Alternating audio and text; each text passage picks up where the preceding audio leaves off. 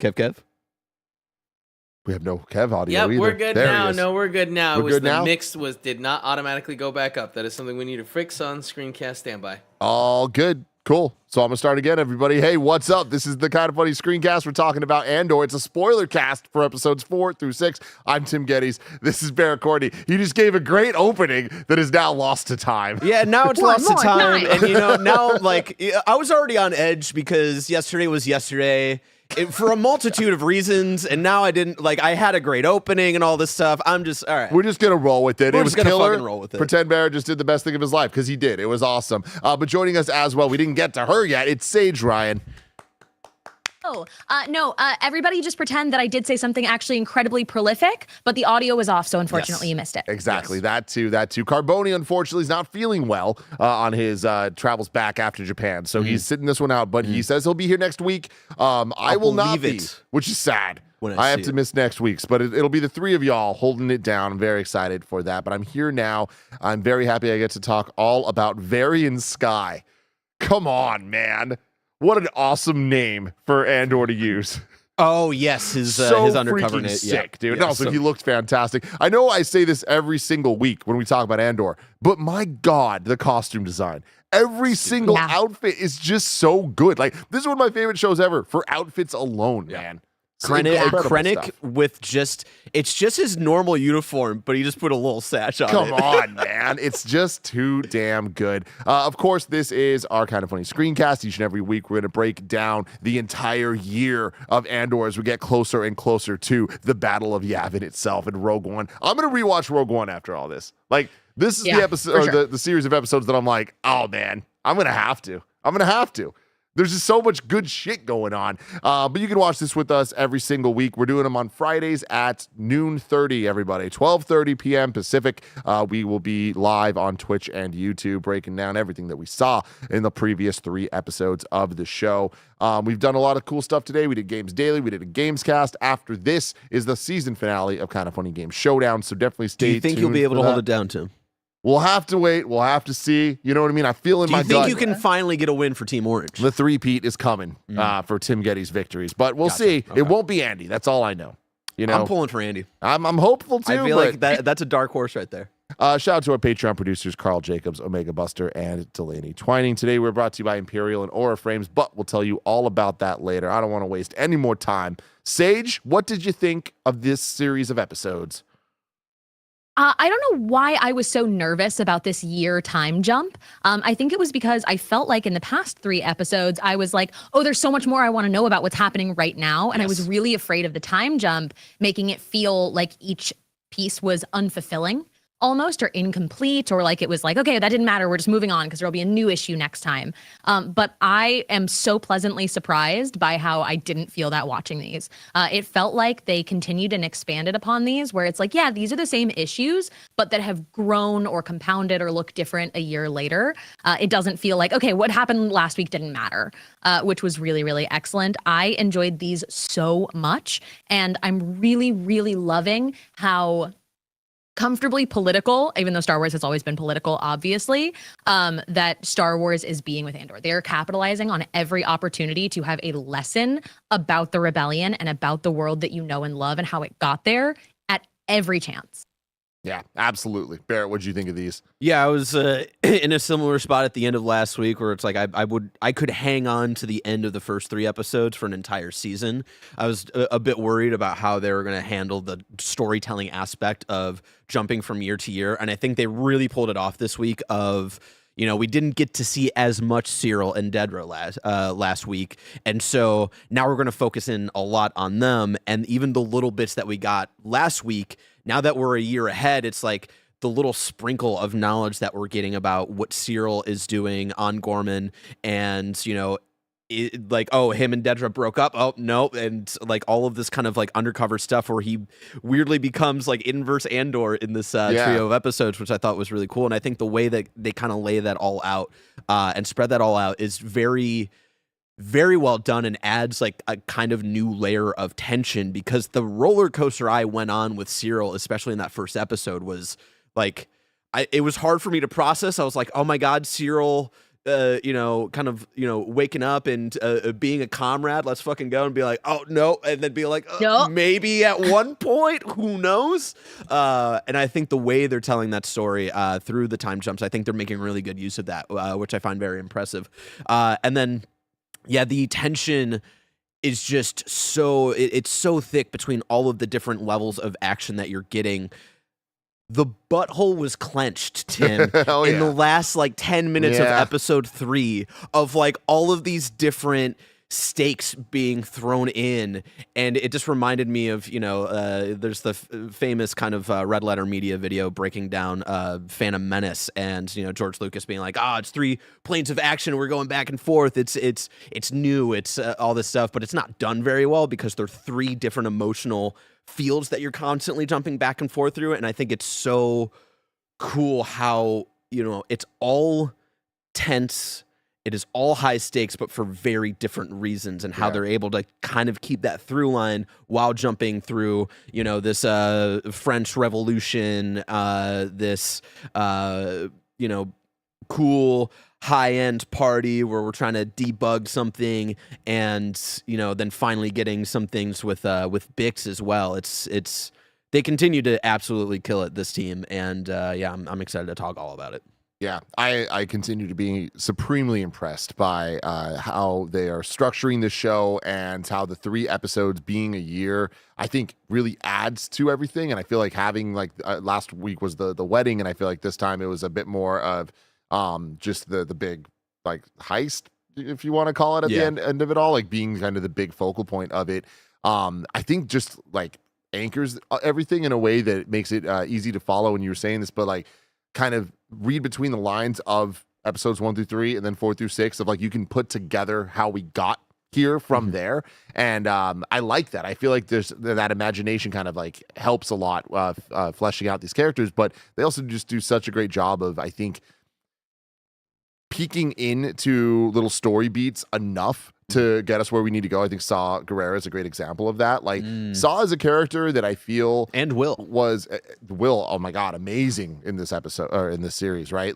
I feel like Saw Gerrera has always been more of an interesting idea of a character as opposed to character in Star Wars, and this Andor's starting to turn that around for me, where I'm starting to believe in it a bit more. And giving the backstory to his breathing situation, and it being essentially he does it to himself. That's very good. And someone who watches watched the Clone Wars, I even had a bigger disconnect, because it was really just how do you go from this kid to where Saw is at in Rogue One? And I think this episode, or this moment he has with Will, I think at the end of episode 5, is the most clear kind of through line. And it's the first time I think he actually mentioned his sister in live action, who was a big character in that trio of Clone Wars episodes, and she dies, and that's kind of a very pivotal moment for him. And so doing that stuff, I was it was very similar to you, where I was I like Saw Gerrera on paper, but I don't know if he's ever implemented well. And now we're starting to get a bit more, at least in live action version, where I'm okay, I'm starting to see more of a through line with this character that I think works a bit more for me. Yeah, for sure. And his group kind of being these radicals, and having Will take the mask off and huff the fumes himself. It's oh wow, this is some really wild stuff. And even the planet they're on, being the planet that they eventually Force Awakens they use as their base. I'm damn, they're really getting the tapestry of the ethos of Star Wars down so well. I am very, very into it. My big thing though is I feel like these episodes, I didn't enjoy them as much as the first 3, and I think it's because of a severe lack of Mon Mothma. I just love her, and I just want more of her, and what we got from her here was utterly fantastic. But I want more, and beggars can't be choosers. It's fine. I will be okay with it, because we got a lot more of Clea. Is that her name? Yes. And I adore her. And so getting more of Bix and Bix's relationship with Andor, great stuff. I'm very, very happy with where we're at here, and I can't wait to see the next 3 episodes. Saige, what do you want to start talking about? Ooh, I think that I completely agree with you. I was watching and I was like, okay, but a little more Mon, please. Like a little more Mon Mothma, thank you. And I understand that we did heavily front load with Mon Mothma in the first three. And I did feel like, we had talked about it being really light on Cassian's actual story in the first three. So I think we're kind of shifting that and letting him take a little more of a point of it. I definitely had a moment when he was taking off to go and pose as a fashion designer that I was like, there's no way anyone is believing that this man is a fashion designer. Like nothing about his vibe is giving high fashion. Then he put the outfit on and I was like, I believe I'm coming around. And the way he talks to like the bellboy, so bad. The way he talks to the bellboy too, and like I have it in my notes where he does such a good job. It reminds me of the Luthen moment where he like puts on the wig in season 1 and he like he finds the character. He's a fancy boy. And we don't get to have that exact moment with Andor, but it reminded me of that. And like the way he's kind of playing the ignorant tourist who's excited to have an opportunity in designing was so good. I love too the way that we're seeing the rebellion start to form, and there's a language and secrets that the different groups understand. Like I forget exactly the words, but they're like, are you traveling to see friends or something like that? And like that's kind of like their opener. That no matter what planet you're on, saying that kind of keys into people that like, oh, we're part of the same team here. Like that stuff was just done so well. And God, his hair looked good. His hair looked good. The outfit was good. All the outfits, like you said, are fantastic. But I think the thing that I take away the most from these 3 episodes is the word revolutionary, because everybody in these different groups, as we're cutting back and forth between even more people now and more stories, are there different ideas of revolution. And I wrote down 2 lines that I think were incredibly important and came up in, I believe, the same episode. I think they were both in 6. The man who's speaking to him, what is his name? From Gorman, the one who's like a rebel on Gorman, says to Cassian, the not like, much of a old rebel. dad? Or not much of, he says, not much of a revolutionary, are you? In that, like, you're not willing to go far enough. You don't understand, right? Because they're thinking about their home and their immediate things of it. And Cassian is thinking about, like, the bigger picture of it all. But that line comes up a second time when Saw Gerrera says, revolution is not for the sane. Yeah. And I think that was, like, to me, exactly what these 3 episodes were, is like, what is your idea of revolution and how far are you willing to go for it? What will you sacrifice? Who will you sacrifice? And what's too far? Because, like, obviously we know everything we know about Saw Gerrera is everybody's like, he went too far, he went too far, he went too far. Yeah. But also, how many times are there people that are parts of revolutions where they're like, I don't agree with what he did, but would the revolution have happened without, right? Yeah, totally. Like somebody has to be the bad guy in the revolution that goes too far so that all of the other people can come out unscathed as good guys that didn't go too far. But like if everybody plays it safe like that, revolution doesn't happen. Right. Yeah. And people aren't protected and they don't, see big change. And we know what happens, obviously, like with Gorman on that side of it. And we see people whose idea of revolution fails, right? Yeah. Obviously, in losing Cinta, it's like you've had the chance to see the big picture. Your idea is your home. You didn't even know what sacrifices that you were making, and you will pay for it for the rest of your life because you didn't have the information. You're not a prepared rebel, right? Yeah, totally. Like there's so many people that want to be the good guy and want to be rebels, but refuse to have the education of a rebel. That was like just a dagger in the heart for me during these 3 episodes. Yeah, the Cinta death. Oh my God, Yeah. hated to see it. We all knew it was coming. You know what I mean? I thought it was going to be the red flags were all Vel, Yeah. especially with like Mon asking about asking Luthen at the party. She's like I haven't seen my cousin. I was like, yeah. Vel is gonna die, and the way they reverse that, because they set up that expectation very clearly. Vel's speech, man, that to me is the highlight of these 3 episodes. I'm not going to say remember this because you don't have to. This is like skin. It's like, oh my God, you're going to sit with this the rest of your life. It's like, man, she was. You'll make up for this forever. Yeah, man, that's She some says- real shit. You're taking her with you everywhere you go for the rest of your useless life. She was everything you dreamed about, a real soldier. Man. And like, ooh, it gives me chills. Yeah. And I feel like every season of Andor has to have like 2 incredibly memorable speeches, right? Like you have to have 2 that you would like come back to. And that is for sure one for me. Yeah, that was incredible stuff. And I feel like it really like put a bow on like the themes of this series of episodes. But yeah, that stuff was real good. Like what I'm very interested in is what's going to be the Gorman event, because they've already done such a good job of making it seem like these people have been through some shit. Like the story of Tarkin landing the and like carrier on them and executing and stuff. I'm like, if that already happened, what is going to be the big revolutionary moment that the universe now looks at it and goes, they went too far, fuck the Empire? Well, I that's the kind of sad thing, is that it's not going to be like an eye-opening moment for the entire galaxy. It's going to be, I think, like kind of a kicking off point for these rebel cells really to come together. Because we do know that like the Gorman genocide does happen. Like that's where this is all leading to. And like, I just lost my train of thought, but it's going to be kind of one of those sad things where, because the PR spin that we talked about last week is doing so much work into, with the conversation with Cyril's mother, where she's talking about like, oh, the Gormans, like, that they're a bunch of punks, and, we used to wear Gorman all the time, but we wouldn't be caught dead with that stuff today. And like that messaging and that PR spin is working to make the galaxy kind of numb to the idea of losing an entire planet and entire people. And there was another moment too that stood out to me in terms of that. I'm blanking on it, but she actually repeats back the exact sentiment that we heard from the PR people in that room. Cyril's mom. She says, "Don't they always just think they're better than us?" Yep. Yeah. And like the Fox Newsification of this information was so effective. So to see that, like, that's the cool thing about the time jump. A year later, it's second nature for her to say that. She doesn't even think about it. And that's backed up too, like, with the you're watching too much news. The Coruscant Good Morning America thing, right? Like, it's like, okay, the Empire is running media, and it is definitely like putting out that propaganda. And it is, to what Saige is saying, it's like it's working, and like these people are parroting this stuff that is going to result in a genocide. Yeah. That's going to be, well, I just wonder what it's going to be though, because when you think about what we know comes, it's like the testing of the Death Star, right, on Jeddah, and then obviously the Death Star blowing up planets like Alderaan and stuff later. Right.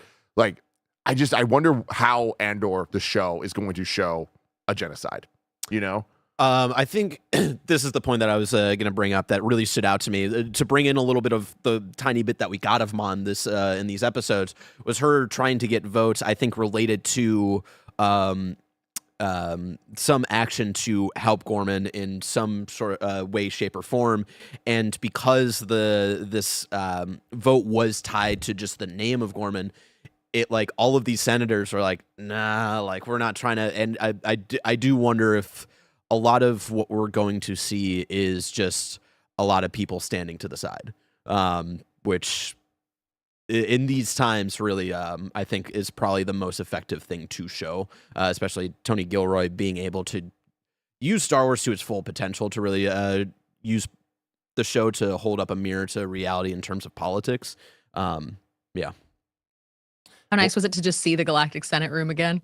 I know. That was always insane. Fun. But now the Empire logo is on, and all them of the doing pods. the fucking Pledge of Allegiance to the Emperor was like, oh, I'm back in fucking 2005, and I'm in the Midwest, and it was it was great seeing it, having the freaking great prophet guy in the center, and what was the motto that they were saying, where it's just like peace and profit or something like that, and it was just like, my God, it's insane that like that profit, it wasn't profit, but it was something like profit that they were focusing on so much as like the goal for them.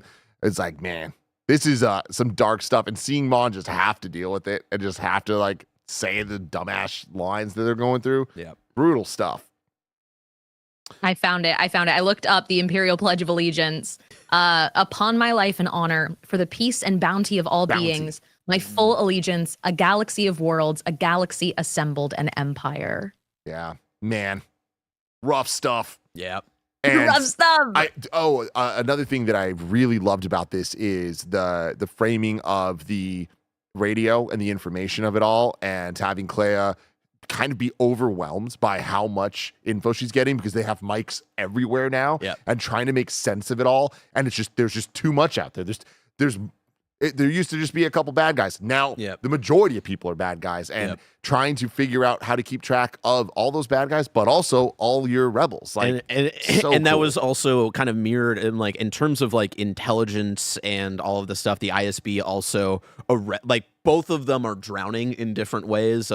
They're drowning in intelligence, which Luthen says at one point of just like there's too much noise now. Yeah, and then the ISB having that meeting where they're like, yeah, we're arresting too many people. Like we don't have the upkeep to like process this amount of arrests.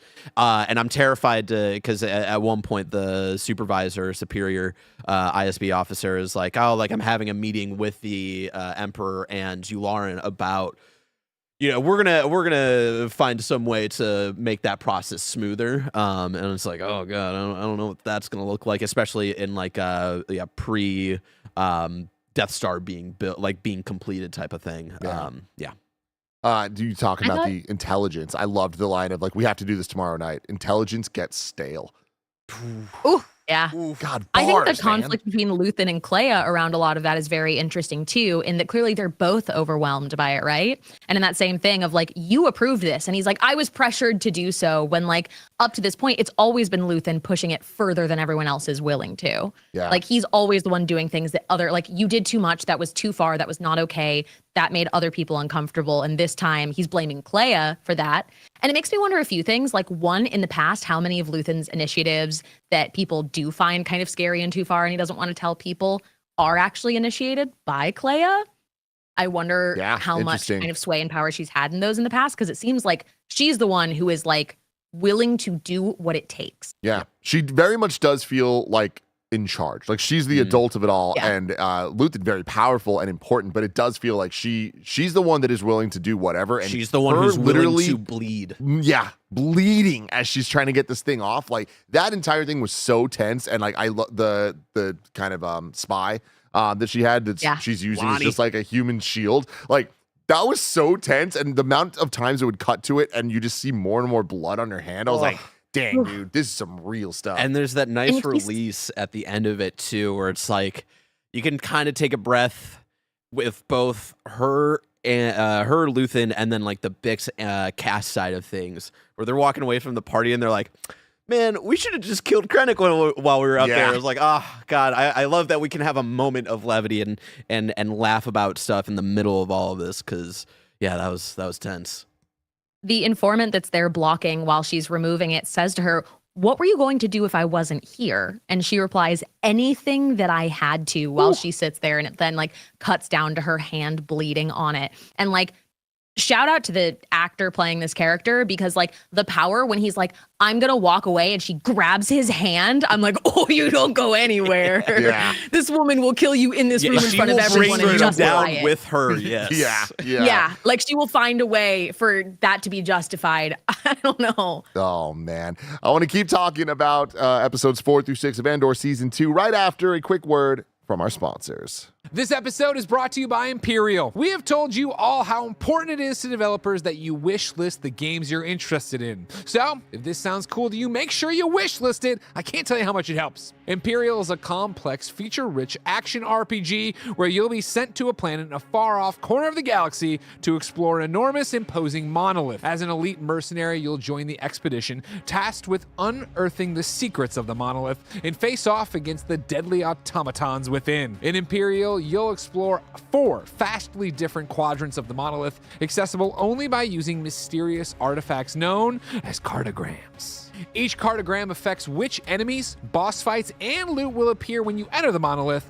so no 2 excursions will be the same. Find even more cartograms to explore by looting defeated enemies, or buy them from other players online at the trading post. You'll need to make sure you have the right gear to take on the harder cartograms. Build your mercenary, choose your gear, master your abilities, and take down everything in your path in Imperial. Face off against enormous, deadly bosses, and seek out secret paths to find bigger and better loot. Help the members of the expedition in deep branching quests, and aid other players in asynchronous multiplayer. Get ready, mercenaries. The monolith awaits. Imperial is available May 8th on PC, Xbox Series X and S, and PlayStation 5. Wishlist now. It helps so much. Wishlist Empyreal! This episode is brought to you by Aura Frames. If you haven't called your mom in a while, here's your reminder to do it. But if you want to go above and beyond, Mother's Day is coming up and I have the perfect gift idea. Aura frames are incredibly smart and easy to use, allowing you to upload unlimited photos and videos directly from your phone to the frame. Plus,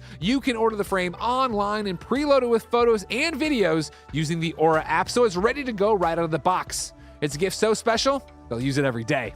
Me, Kevin, and a ton of people at Kinda Funny are obsessed with our Aura frames. It takes about 2 minutes to set up the frame using the Aura app. Aura frames were named the best digital photo frame by Wirecutter and featured in 495 gift guides last year. I counted. Aura has a great deal for Mother's Day. For a limited time, listeners can save on the perfect gift by visiting auraframes.com to get $35 off plus free shipping on the best-selling Carver matte frame. That's auraframes.com, promo code Kinda Funny. Support the show by mentioning us at checkout. Terms and conditions apply. And we are back. I want to talk about those X-Wings. Because good Lord, they looked cool. Yeah. And they named them something super sick too. But them just being like black and looking awesome. And when we get, I'm always a sucker for the shots of the camera just following them off of planet, like going up into space. That was so damn cool, man. Yeah. And that was the moment where I find it, because like throughout the whole, you're talking about the Saw's crew of X-Wings. Throughout that, I wasn't as cued into, I was like, I think this is the base from Force Awakens, because I didn't remember the planet name, obviously. And then when they were flying away, I was like, yeah, that is very much where Finn and Poe hug, bro hug. Yeah. That is etched into my brain forever. And so, yeah, that shot is very, very cool. Yeah. And so you Saige, you wanted to bring up our boy Cyril. We have such an interesting thing happening with Cyril, and sometimes I feel like a fool because I'm so along for the ride, even though at the beginning of the season, we all had like our predictions of where Cyril was going, and I think we're all on track with it.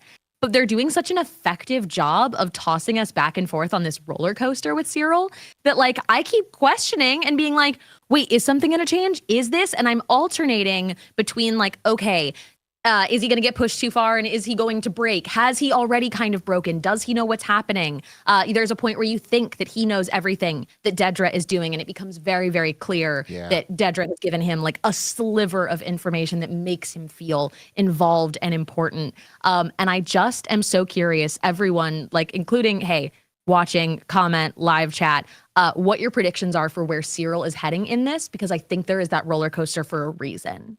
Yeah. I mean, I think Barrett, you nailed it last week. Something I loved here is I'm just really here for the ride of Dedra and him, and even like the literal her putting him in the dark, I thought was like such a great thing. Like turn off the lights and like, sure, it was a little sexy time or whatever, but also God, he's such a pet. he really no matter is. what relationship it is, he is the pet, man. Yeah. 100%. But I love that like she's literally like keeping him in the dark on what she's doing, and like seeing her conversations with other people. It's like, yeah, she's using this guy. Like, but also I do think they're doing a good job of not making it like a full black and white thing. Like she does find something in him, like some level of safety with him and need for him that's beyond just like her political games. But I feel like she kind of like needs to be grounded somewhat and have somebody that she can like go home to, you know? But yeah, I think that we're going to get a lot of Cyril back and forth, like, even more than we've seen. This episode had so many twists and turns with him or episodes had so much like, what side is he on? I know. And that's why like the time skip stuff, I think, is what clearly works the most is his stuff here. Yeah, totally. But I do think that at some point, Dedra's going to go too far. He's going to not turn good, but have some level of... he's going to have a moment, because his whole arc, his whole thing in season 1 was no matter what, he's going to catch this guy who broke the rules. And then he's just going to have a moment where it's not going to be a big, powerful, kill Dedra sort of thing. He's going to have the opportunity to catch this dude who broke the rule. And he's going to have to grapple with either doing that or letting him go, because he's finally puts together what he has been helping to do this entire time, which is to jumpstart a genocide. Yeah. The entire roller coaster was fascinating, right? And we get the call with the most Italian mother ever. Like they somehow 10% add on her Italianness every episode. Yep. I don't know how it's possible. And him talking to her, like we were saying earlier, about like the kind of PR spin on desensitizing people into like Gorman stuff, right? And the way he responds to her, right? It's like, you're watching too much Imperial news. People are getting hurt. All of this stuff. I also love his little aside where he's like, I have spiders to count just to get off the phone with her. And also, Joseph in the chat said his mom naming the spider after him. Like, oh my God, what great little character stuff there. She's So the worst. good. She's the best, but the worst. Yes, exactly. God, I need to stop that's seeing part these of the roller spiders, though. coaster. I don't want to touch these spiders, man. They're handing them off to each other. I'm like, I couldn't be doing that, you know? And they have I candies love apparently in them. No. You a spider girl? I love it. I love the spider currency. But I also was saying I think that call with his mom is such a big part of his roller coaster because like I believe he believes what he is saying to his mother about the people of Gorman, right? And I have to wonder if at the end of this, when there's a realization that he is the informant that is like a genocide is hinging upon, is he going to be upset because he has come to actually understand and live amongst the people of Gorman and care?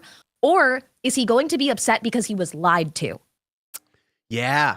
That's I interesting. think that's a really good point there, especially because, we see him so easily answer these things and parrot these things in ways that are like, oh, I believe him. I believe that he is actually for these people. And so and then to turn around and easily put together the plan of like, he just fed them this information and now he's talking to the ISB superior and he's the one who kind of comes up with like, hey, the info I gave them needs to be correct. Like, we need to go through with this plan, let them taste a little bit of like victory and stuff like that. And it's like, oh, he's a little fucking snake. And yeah, I could easily see him being more spurned by being lied to than actually what's happening to the people. Cause he knows that like we're doing something to fuck these people over in some way, shape or form. And I love that someone patting him on the head and being like, good job, buddy.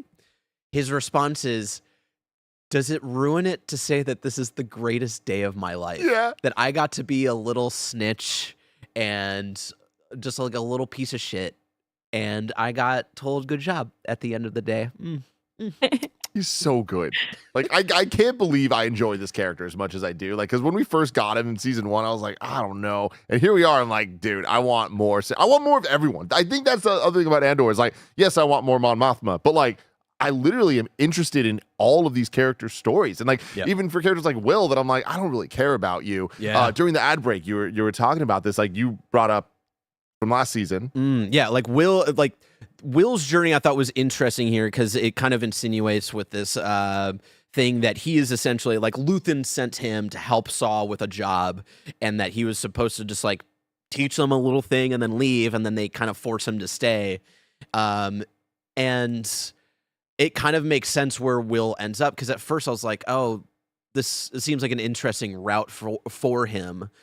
But for him to kind of actually link up and stay with Saw's people who are the more like out there radical rebel cell, it makes sense because he's the one who threw the bomb in season 1. He is the one who really like stoked a lot of shit. And I think that's it's poignant that he's the one who threw the bomb, and it's Saw who says right before Will screams is, we're the thing that explodes when there's too much friction in the air. Let it in.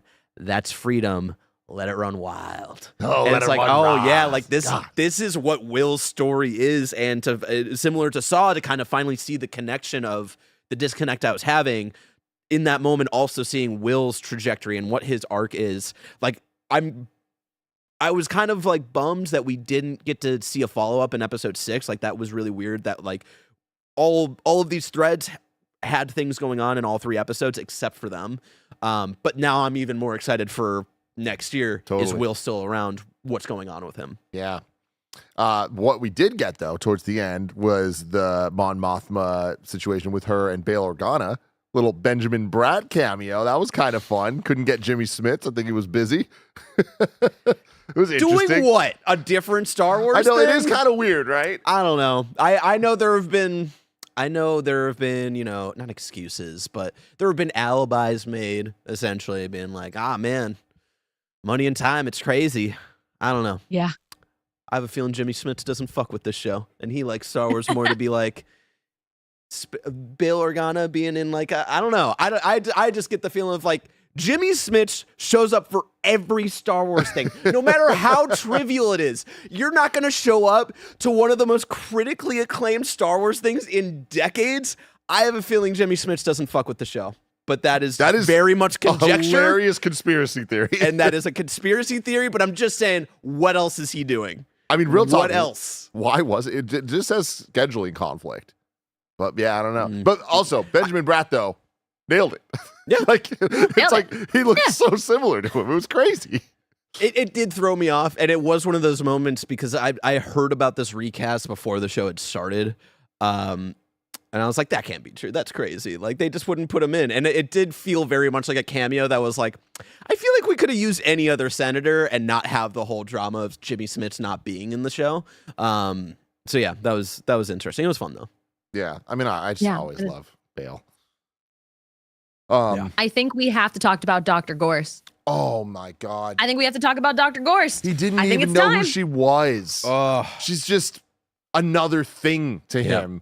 That was so good. And the way they led up to it was awesome. Obviously, from the last 3 episodes and this as well, like she is still even 2 years out from her being tortured in the first season, still having nightmares about this dude who, made her listen to the genocide of a different species, right?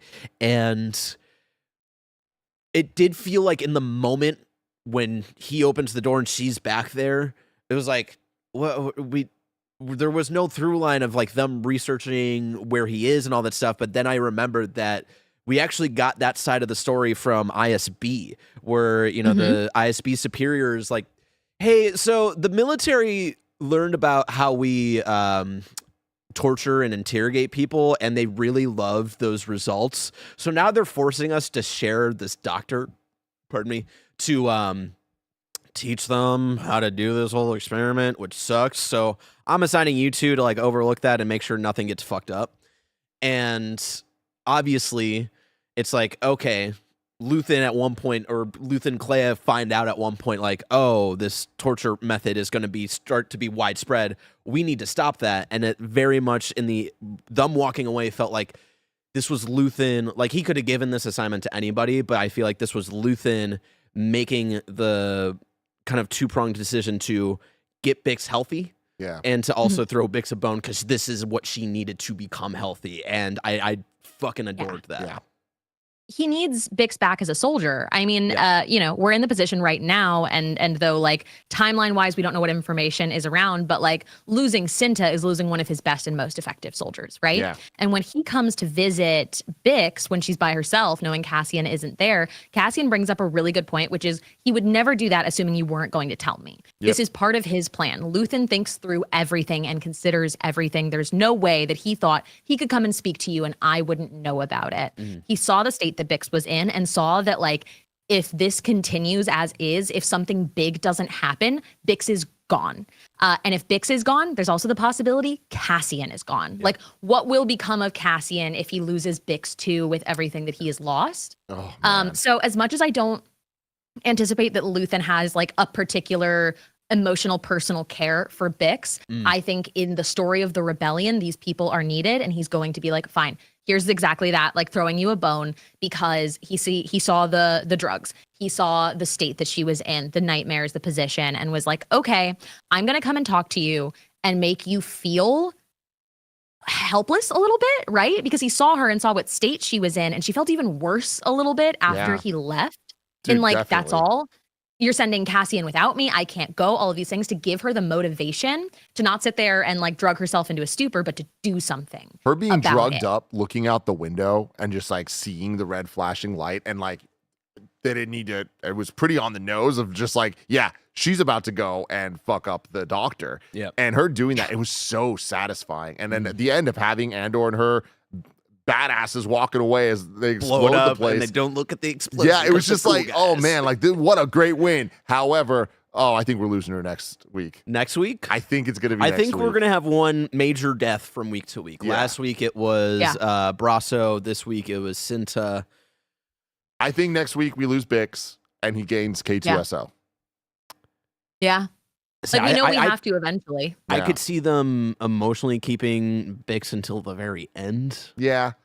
I just feel like Andor Yeah. is like the way the show is. It's so good. It keeps you on your toes. I think they're gonna do it a little earlier, go into the final one, like meaning something different. You know, like it being his final last rallying cry of like, all right, the rebellion is born.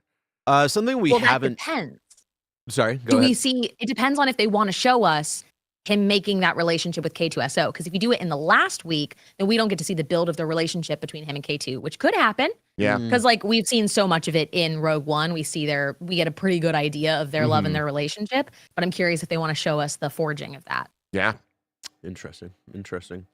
We haven't talked too much about the Andor of it all, and I think it's very interesting in terms of like last week, very much feeling like everybody was hanging on by a thread. This week, specifically for Andor, was how much he's trying to hold on to things, and how much people are trying to move past that and be ready to lose shit, even though like Vel is very messed up at the end of these 3 episodes. You know, she does her speech and she yells at this kid who's crying about her. You know, there is a bit in that speech, not like in the text, but a bit more in her performance that feels like she knew this was a high likelihood at some point. And even though this is still probably going to mess her up, this was something she was always prepared for. And Cass doesn't seem prepared for that yet. And so, yeah, in terms of losing Bix, what does that do to him? Whether it's next week, whether it's in the last set of 3 episodes. And yeah, how does that, will he already be prepared for that? Or is that the thing that kind of breaks him and makes him the soldier that Luthen wants? I'm very interested in that because, yeah, there's so much of like, you know, he kills the kid or the soldier or whatever that they talk about in the very beginning of this week's episodes. And it wasn't because, you know, he found them or whatever because he was an Imperial. It's because he saw Bix's face and all this stuff. He's very protective of things right now. And so I'm interested to see if and when he's ready to lose it all. I'm not saying I want this. Just a question of, do you Can't think believe you want this, Tim. we see Vader? I fucking hope not. I think really they can, hope not. I think they can make it work. I don't expect to see it, but I just like thinking about him and Krennic's relationship and where we see them in Rogue One. If I remember correctly, that's not the first time they saw each other. And spoke. I could see it maybe a bit with that. It felt more of like, yeah, we've met, we've probably talked a couple times. But it like, to me, it never felt like it's a very interesting relationship or whatever, right? No, honestly, the most I want from the movie, obviously we're getting K2SO, is just a bit more of Krennic, honestly, is because I think my favorite part of Rogue One is Krennic's story. And so I would love to get a bit more backfiller of that for me to appreciate that even more. Whereas I have my opinions on Vader being included in Rogue One. I won't rehash them here. What do you think, Saige? Yeah, I'm very, I don't know. I hadn't even considered that he would actually pop up in this just because I hope he doesn't, even though I'm somebody who usually I have no problem with fan service. In Star Wars specifically, I know a lot of people will complain about fan service. It's me. I'm the fan. I would like to be served.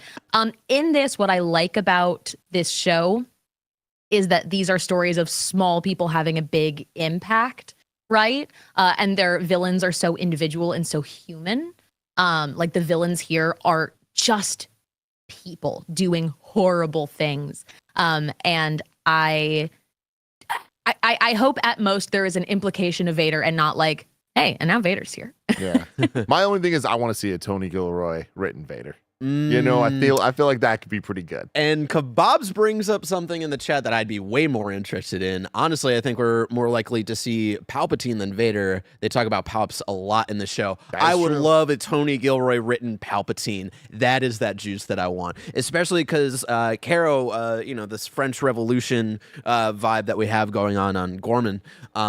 Caro is kind of the leader. He's like a well-off businessman, and Luthen talks shit about him at one point. Is like, if that dude is is kind of leading the front, something's bad over there. And he talks about like Caro doesn't even know the full situation, and he thinks at one point he thinks the Emperor doesn't know what's being done on his behalf, and that the ISB is running a shadow government.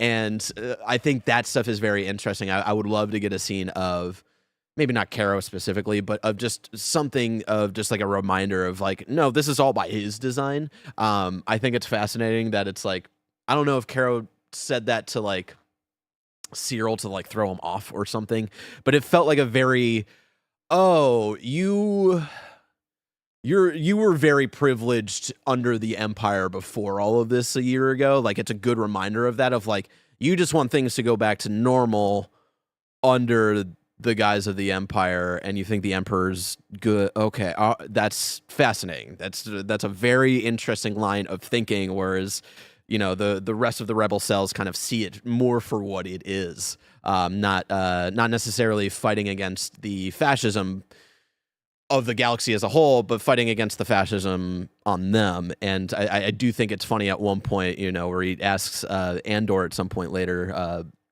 in episode 5, he's like, yeah, not much of a revolutionary, are you? And it's like, well, what are you being a revolutionary for? I think that's a very subtle but interesting line of kind of complex thinking there in terms of what we are fighting for and how we go about that. Yeah. Arturotron super chats in saying, this season we've gotten hard immigration policy and now brutal business ending tariffs. Bit on the nose. Yeah, man. It's the power of the show. This shit's good. It's like good, yeah. And I can't wait for more of it. I think under any other team, especially Star Wars related, I think it could be very heavy-handed and done in a way that's like, all right, what's the commentary here? But like, Gilroy and co know what the fuck they're saying, and know how to say it, even though it is on the nose in an effective way. That's like, right, yeah, that's what we're living under. Cool, everybody. Yeah. Saige, thank you so much for joining us. Where can people find you? You can find me everywhere on the internet at Not Saige, or on YouTube with Pixel Circus. There you go. We'll be back next week. Carboni will be replacing me. Yeah. I hope the episodes are good. I know the episodes will be good. And then we have the final episode the following week. Then it's all over. And then we're just done. No more Andor ever again. No more Tony Gilroy Star Wars. That's so sad. At one point, I'm stealing this bit from More Civilized Age. At one point, Ezra will go back into the world between worlds. He'll grab Andor and What's-Her-Face from Rogue One out of the portal right before the planet blows up, and they're going to bring everybody together to fight Thrawn. There we go. God, you're so right. Oh, you're so fucking right. And Ryan Gosling's going to be there. It's going to be crazy. Let us know in the comments below what you thought of these episodes of Andor. If you're watching live on Twitch, stay right where you are. If you're watching on YouTube, make the jump over to Kind of Funny Games Showdown. The finale begins now. Love you guys. Good luck. Goodbye.